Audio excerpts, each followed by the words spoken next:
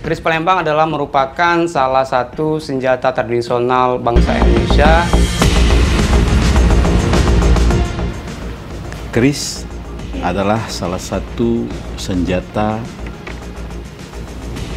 yang juga merupakan lambang adat dan juga merupakan salah satu gambaran daripada kemegahan kerajaan yang pernah ada khususnya di Sumatera Selatan.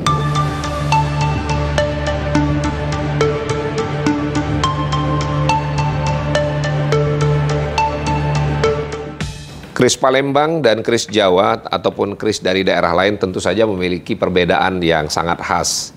Yang sangat mencolok perbedaannya adalah dari bentukan.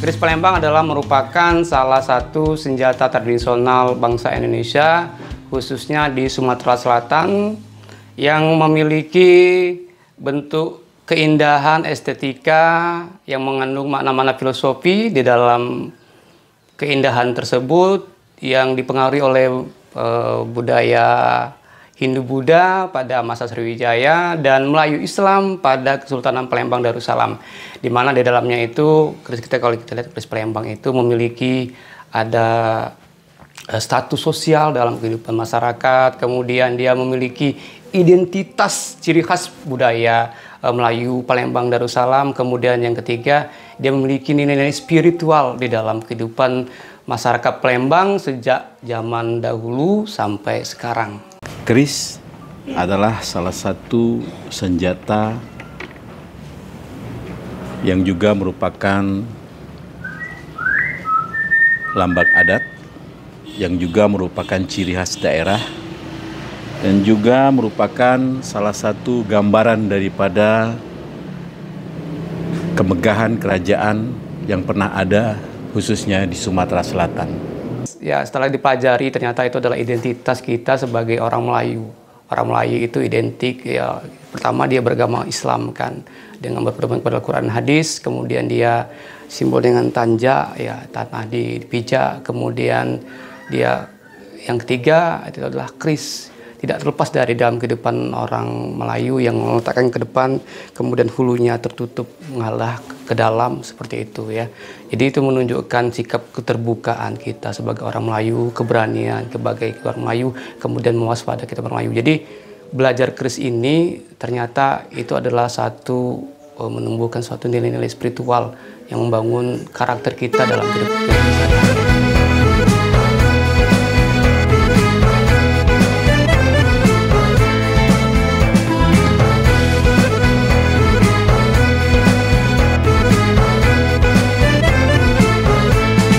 Pola kita dalam memandang keris itu sebagai benda seni budaya, tidak lebih dari itu. Kemudian kalau ada hal-hal yang negatif, berpikiran negatif tentang ada hal yang buruk, ini pantangan ini, tidak. Karena itu kita perlu melakukan pendekatan secara ilmiah, ya. Jadi kita bangun kesan bahwa keris itu bukan hal yang mistik, bukan hal yang negatif, bukan hal yang ditakuti, bukan hal yang syirik, ya seperti itu. Karena secara ilmiah, rumpun keilmuan ya diakui dunia melalui UNESCO, ya ada pengakuan dari dunia dari melalui UNESCO tentang keris. Kemudian yang kedua, kita di Indonesia itu sudah ada Institut Seni Rupa Indonesia di Surakarta, Solo, itu ada program studi senjata tradisional keris. Jadi ini diploma 4 yang menunjukkan bahwa keris itu ada sisi akademik, diakui, ada program khusus. Ya. Alangkah tinggi si pohon randu penuh berduri. Janganlah sedih dikala rindu, mari bernyanyi, mari menari. Janganlah mempelajari keris Palembang dari sudut secara akademisi kita lihat bahwa Keris Palembang ini sebagai benda budaya memiliki filosofi, simbol status yang mendalam, yang harus kita ketahui secara umum dulu. Yang pertama, keris Palembang itu adalah perpaduan dari dua kebudayaan, yaitu budaya Melayu dan budaya Jawa. Kemudian keris itu sebagai senjata tradisional tidak digunakan untuk membunuh, ya, tidak digunakan untuk kegiatan sebagai menikam sembarangan, tidak. Keris digunakan dalam upacara kegiatan adat istiadat seperti itu. Dan ketika seseorang Melayu menggunakan keris, itu menunjukkan status sosialnya seperti itu, derajat status sosialnya yang dimiliki. Contoh kita lihat, kalau dia keras-keras sultan bangsawan, dia akan memakai pendok, pendok seperti ini yang terbuat dari emas. Kemudian kayunya juga bisa dibuat dari kayu kemuning yang berkelas. Kemudian ininya ada yang terbuat dari dedernya, gagangnya ini atau hulunya ini terbuat dari gading atau dari tanduk seperti itu. Ini ada juga mendak sarungnya yang terbuat dari emas seperti itu.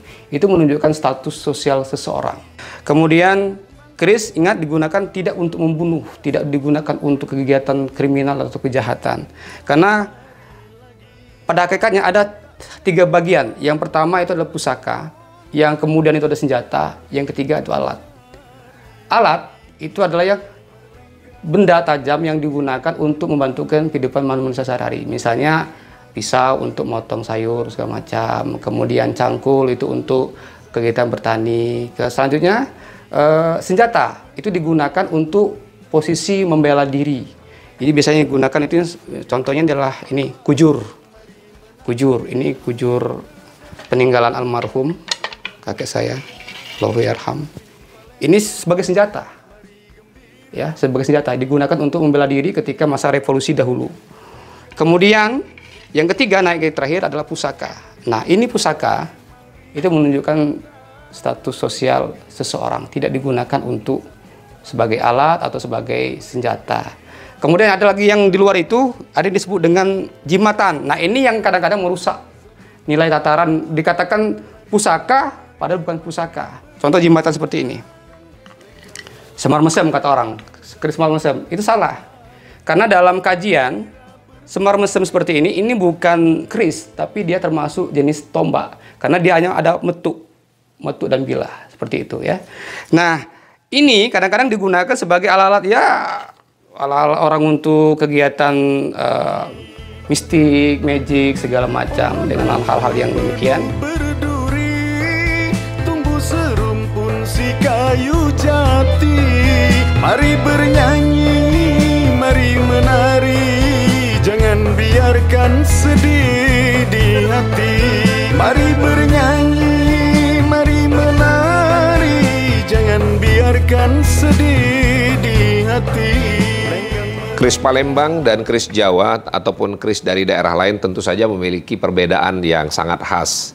Yang sangat mencolok perbedaannya adalah dari bentukan. Warangka, kemudian hulu, kemudian cincin atau karah. Kalau di Jawa disebut dengan mendak. Yang pertama dari tampilan warangka, ini kita sebut sebagai warangka. Warangka ini dia bentuknya seperti perahu layar. Dan keris, warangka keris berbentuk perahu layar ini hanya ditemukan di daerah Sumatera Selatan. Di Pekanbaru Riau tidak ditemui bentukan perahu layar seperti ini. Di Bugis atau di Makassar, bentuknya seperti perahu layar tetapi bentuknya lebih lebar. Sehingga kalau kita melihat warangka keris seperti ini, bisa dipastikan keris ini adalah keris Palembang. Kemudian yang kedua, ini namanya hulu.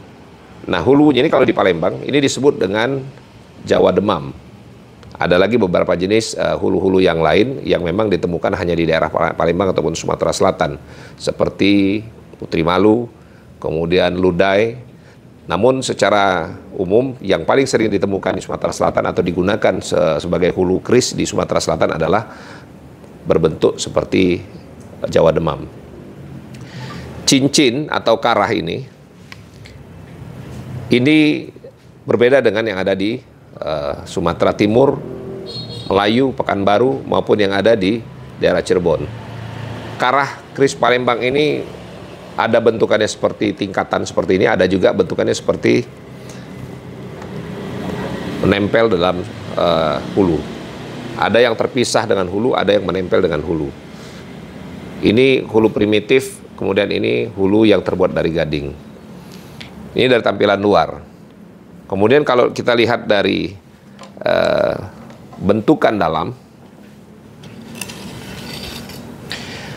keris Palembang secara umum bentuknya kokoh, tebal, dan besar.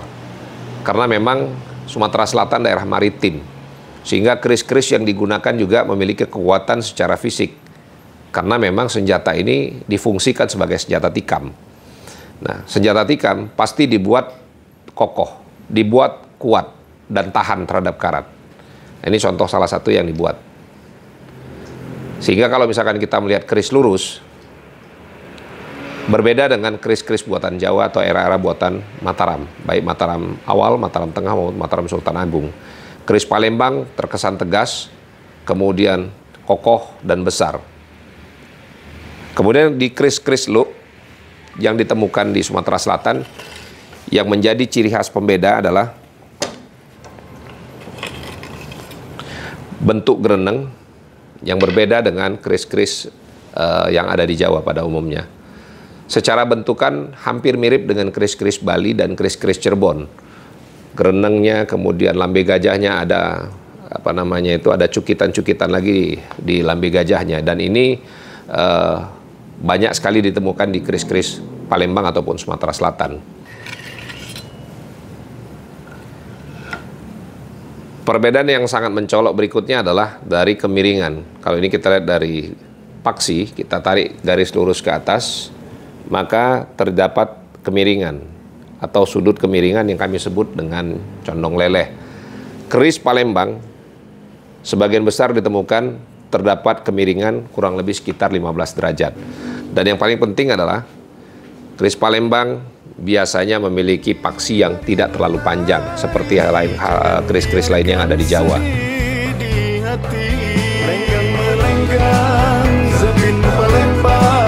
Mari menari, mari berdendang, lenggang melenggang, Zapin Palembang, mari gembira berpantun riang.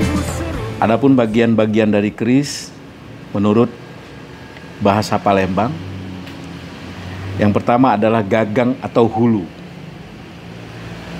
atau pulu, yang mana ini merupakan identitas daripada asal dari mana pemilik keris berada. Sebagai contoh keris yang saya pegang, keris ini didapatkan dari daerah Kombring, yang mana saya sendiri adalah asli dari daerah Kombring. Yang merupakan ciri khusus daripada keris Kombring adalah hulunya. Hulunya kebanyakan didapati berupa hulu ludai. Kemudian keris terdiri dari bilah. Bilah ini juga ada beberapa bentuk, beberapa jenis. Ada yang lurus, kalau orang Palembang menyebutnya jala, atau brojol. Ada yang berpamor, ada yang tidak berpamor, tergantung dari empu pada masanya. Adapun keris dari daerah hulu rata-rata ditemukan dalam kondisi terawat. Ini salah satu keris asli peninggalan dari daerah Basemah, Muara Enim, Pagar Alam, dan juga Semendo. Dia merupakan memiliki ciri khas karakter khusus. Hulunya terbuat berbentuk putri malu, namanya putri malu. Bentuknya unik,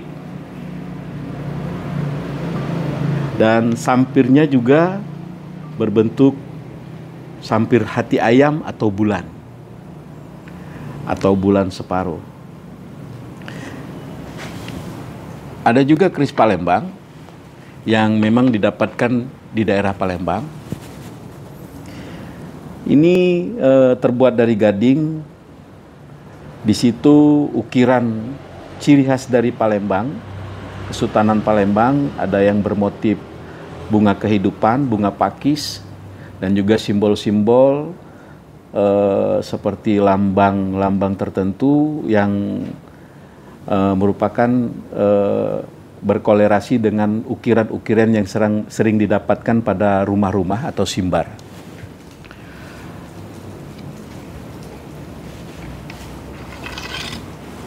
Ini salah satu contoh keris Palembang yang mempunyai look, dan diameter serta panjangnya juga berbeda-beda. Jadi keris Palembang ini sangat unik karena ada bermacam hulu, gagang yang melambangkan dari daerah asal.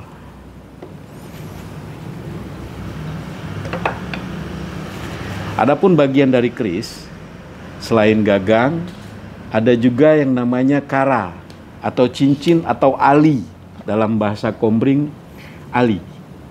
Ini merupakan bagian dari penahan antara hulu dan badan keris. Bermacam material juga dibuat untuk perhias daripada keris ini.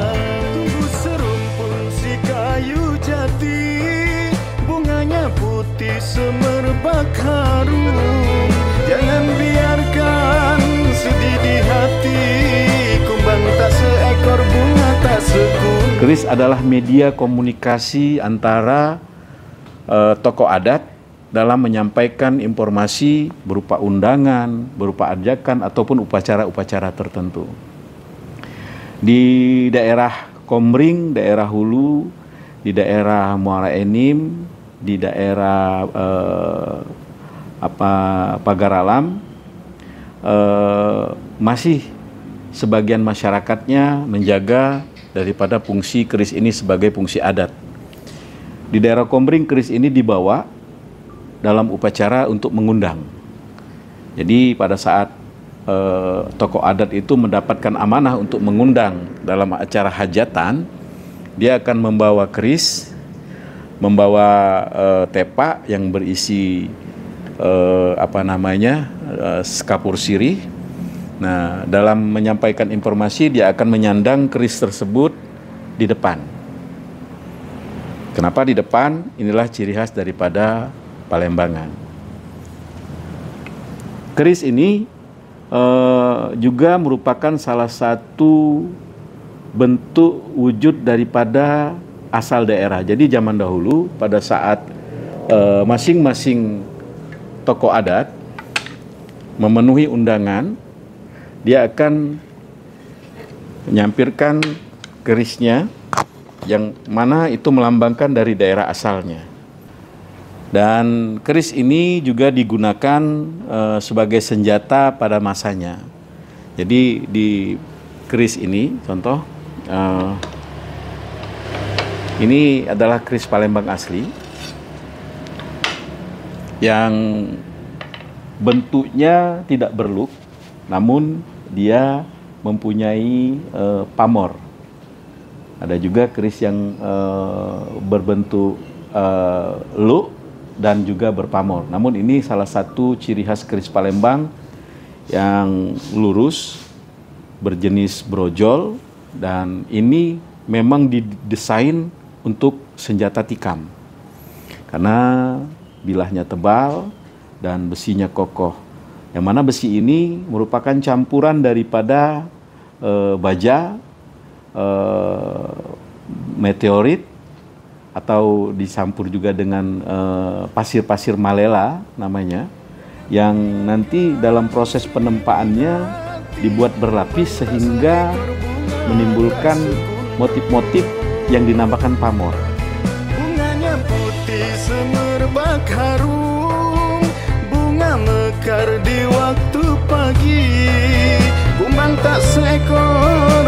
tak sekuntum, ditinggal pergi mencari lagi. Keris Palembang itu ada beberapa adab atau akhlak ya, tingkah laku kita dalam berinteraksi dengan keris ya. Yang pertama diantaranya bagaimana cara kita memegang keris, membuka keris atau melolos dalam bahasa Jawanya.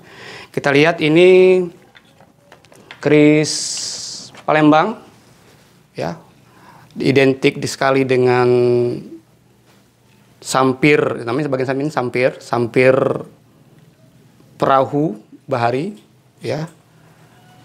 Kemudian hulunya, gagangnya atau dedernya dalam bahasa Jawa itu dia hulu ludai, burung laut ya. Kemudian ini mendak sarung yang terbuat dari perak, khas Palembang sekali ya. Jadi khas Palembang sekali. Kemudian kayunya ini lebih ramping sehingga mudah untuk diselip di sini seperti ini. Kemudian cara melolos keris ya. Ketika kita menggunakan keris itu adabnya adalah, etikanya adalah hulu, bagian hulu ini seperti hulu Putri Melayu ini tidak boleh dibuka keluar. Ya, dia harus tetap di dalam posisi ke dalam. Seperti itu. Kemudian cara memegang keris, membuka keris itu adalah seperti ini. Ya, bagian seperti ini, tangan kanan ini ditekan ke atas, ada bagian ini ditekan ke atas. Yang bergerak bukan tangan kanan, tetapi bagian tangan kiri yang memegang warangka atau sandangannya, diloloskan naikin ke atas. Itu etika adab dalam membuka keris. Begitu juga dalam menutup keris. Ini yang bergerak. Seperti itu. Dan tidak boleh, jangan sekali-kali dibiasakan untuk mencium seperti ini. Jangan ya, karena itu kalau keris-keris lama itu dia mengandung warangan ya. Ada racun warangan seperti itu. Tak sekuntum, ditinggal pergi mencari lagi. Lenggang melenggang, Zapin Palembang, mari menari, mari berdendang. Lenggang melenggang, Zapin Palembang, mari gembira berpan. Ini ada beberapa contoh jenis keris yang mungkin nanti saya bisa perlihatkan.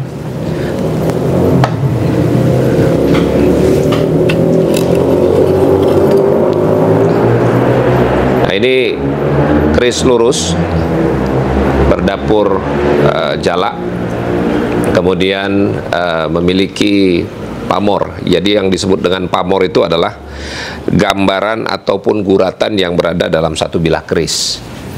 Nah, dalam buku pamor maupun buku dapur ada 150-an jenis pamor yang dikenal. Namun ada juga beberapa jenis pamor yang tidak umum ataupun tidak dikenal dalam buku-buku keris. Dan ini banyak juga ditemukan dalam keris-keris temuan di Palembang maupun dari daerah Jambi.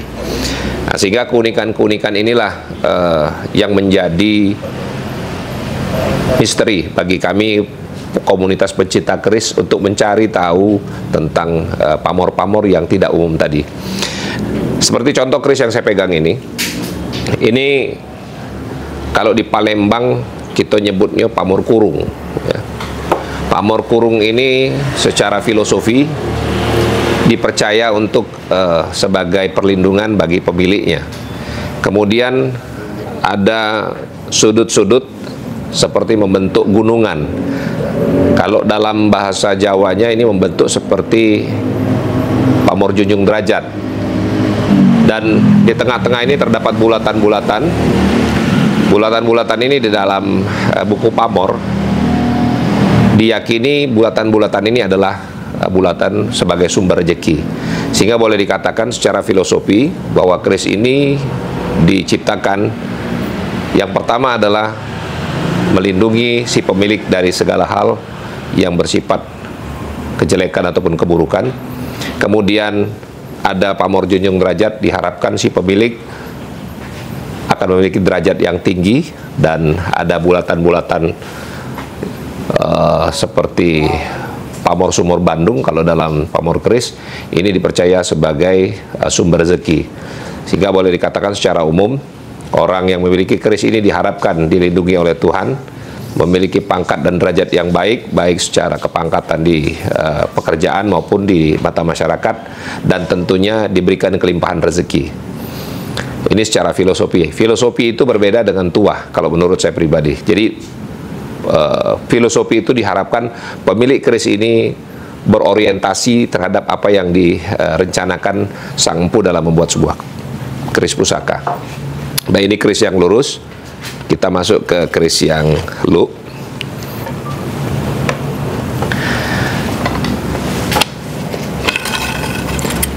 Ini keris lu. Keris lurus dan keris lu tentu saja berbeda. Kalau kita lihat tadi keris lurus lebih diutamakan fungsi kekuatan dari sebuah pusaka, dan memang fungsi utamanya adalah sebagai gaman atau senjata. Tetapi kalau keris yang sudah dibentuk menjadi lu, keris-keris ini diyakini sebagai senjata-senjata ageman atau pegangan seorang raja ataupun pemimpin, kemudian bisa dijadikan sebagai piandel atau penguat daya spiritual. Nah, ini contoh keris yang saya pegang. Keris ini memiliki lu 13. Jadi lu itu adalah lekukan, cara menghitungnya adalah kurang lebihnya yang tonjolan ini bisa kita hitung, ataupun lekukan yang bawahnya bisa kita hitung. Seperti contoh ini kita hitung mulai dari bawah. 1, 2, 3, 4, 5, 6, 7, 8, 9, 10, 11, 12, 13. Kemudian secara rincian sebuah pusaka, ini ada garis 2 ini disebut dengan sogoan, sogoan rangkap kalau dalam bahasa Jawa. Kemudian ini ada lambe gajah sebutannya. Kemudian ini ada gereneng. Ini namanya paksi. Ini paksi. Kemudian ini adalah gonjo. Ini gonjo, paksi ada yang lurus ke bawah. Dan di sini ada semacam tonjolan. Kalau kita sebut dalam bahasa keris itu lambe gajah. Nah, ini kalau kita lihat karena dia satu, maka sesuai dengan rincian yang saya sampaikan tadi, keris ini kalau di Jawa dikenal dengan keris sangkelat. Keris sangkelat ini juga kebanyakan dipesan oleh raja, karena memang keris ini didedikasikan untuk seorang pemimpin. Kita juga menyimpan beberapa koleksi yang merupakan cikal bakal daripada keris Palembang. Beberapa pusaka yang saya simpan yang saat ini masih terbilang sangat utuh. Jadi ini salah satu senjata, kalau bentuknya seperti senjata yang dipergunakan untuk senjata tikam. Bentuknya unik, ini namanya katga. Katga. Jadi ini adalah salah satu peninggalan di era Kerajaan Sriwijaya yang didapatkan di dasar sungai yang sudah terendam ratusan tahun, bahkan ribuan tahun. Jadi dia mempunyai treatment khusus sehingga besinya tidak hancur walaupun sudah mulai menipis. Jadi inilah salah satu bahwasanya bukti bahwasanya Kerajaan Sriwijaya itu sudah hancur terendam di dalam sungai. Jadi beberapa senjata yang kita temukan di dasar sungai, di mana juga didapatkan beberapa peninggalan-peninggalan seperti bangunan-bangunan yang terbuat dari terakota dan kayu-kayu, yang dapat kita simpulkan bahwasanya Kerajaan Sriwijaya itu memang berada di sungai dan terbuat dari kayu dan terakota atau batu bata zaman dahulu. Nah, keris ini terdapat di beberapa arca yang kalau kita kaitkan dengan sejarah, yang juga merupakan wilayah-wilayah termasuk ke dalam wilayah Kerajaan Sriwijaya. Seperti katga ini terdapat di arca yang ada di Candi Borobudur. Candi Borobudur ini ada relief patung yang menyandang senjata ini dan menggenggam senjata ini. Kita bicara soal sejarah bahwasanya cikal bakal Kris Sriwijaya atau cikal bakal Kris Palembangan atau cikal bakal Kris yang ada di Nusantara adalah Katga.